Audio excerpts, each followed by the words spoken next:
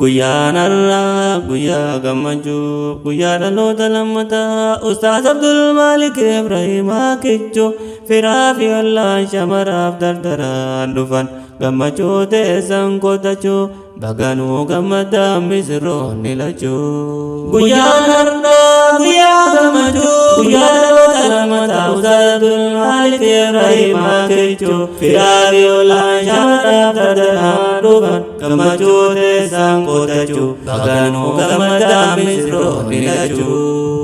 Alhamdulillahi rabbi kenna faaruu siif galchina karaa sunnaa nabiitti irratti heerumsiifne wal fuusifna irra bareedaa kara kan hin qabne yoomuu jallina Ustaaz Abdul Maalik Ibrahimaanis nu argattan jarraa kana bultii halaalaa tan jaalalaa mabruuk isiniin jenna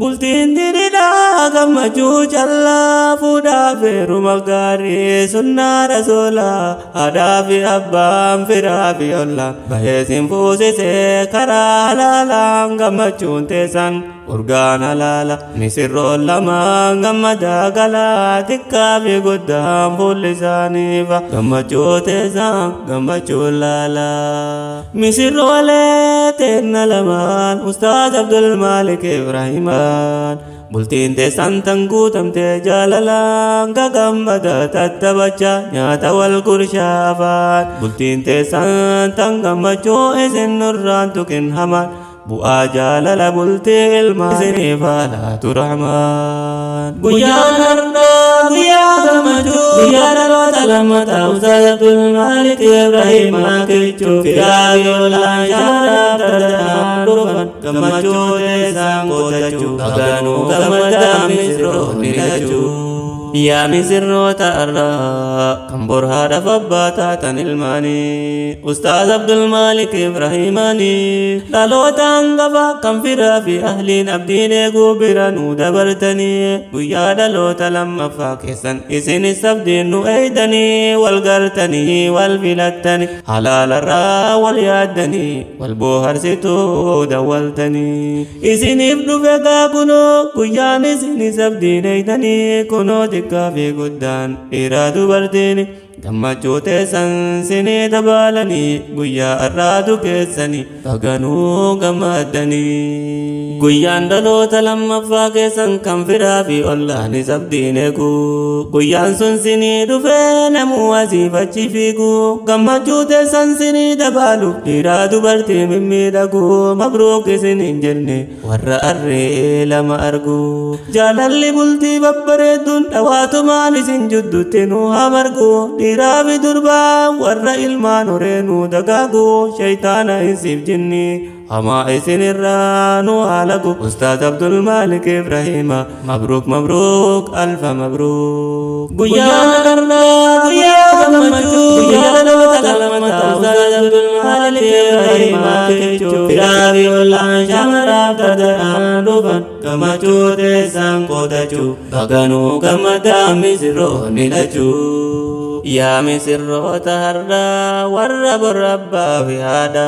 ilmaan diinii nu oomishuuf har'a gaddaafta warshaadha bultii teessan tan jaalalaa tan keessaa duubi mi'aadha mi'aa jaalalaa buukkachaa warra tufee darbu haddaadha daddaraaraa daddagaaga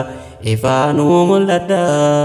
Ustaaz Abdul Maalik Ibrahimaa yaa oomishtoota abdii boruu bultiin teessan bultii jaalalaa tan namuutu wal booru bultiin teessan bultii jaalalaa tan namuutu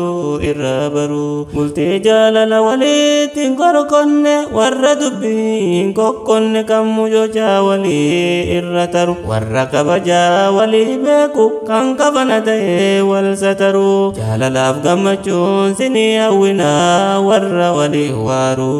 guyyaan har'aa guyyaa gammachuu guyyaa dhaloota lammataa Ustaaz Abdul Maalik Ibrahimaa Kichuu firaa fi ollaan shamaraaf dardaraan dhufan gammachuu teessan qotachuu baganuu gammadaa misirroonni lachuu. آمين آمين نوجدا إسن إبسنا والبران ترو والرحمة والإنقبازني كان جدو والإتكبرو بوبستو أدو درا كان جدو نمات واقورو هما جني إنسي ربي لسنها برارو فايا جاللا منك سني ربي نوها نورو يا مصر روضتينيا كوفتيني دنيا إفبرا ربي إنسيني قدارو إلمان سبب سيد ربي ديني سانو نسرو إسن جدو نوباسي إمما نرى قورو إسني كنين واقم مجيزو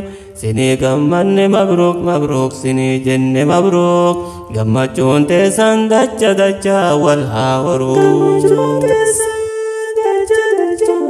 guyyaan har'aa guyyaa gammachuu guyyaa dhaloota lammataa Ustaaz Abdul Maalik Ibrahimaa Kichuu firaa fi ollaan shamaraaf dardaraan dhufan gammachuu teessan godhachuu baganuu gammadaa misroonni lachuu guyyaan har'aa guyyaa gammachuu guyyaa dhaloota lammataa Ustaaz Abdul Maalik Ibrahimaa Kichuu firaa fi ollaan shamaraaf dardaraan dhufan gammachuu teessan godhachuu baganuu gammadaa misroonni lachuu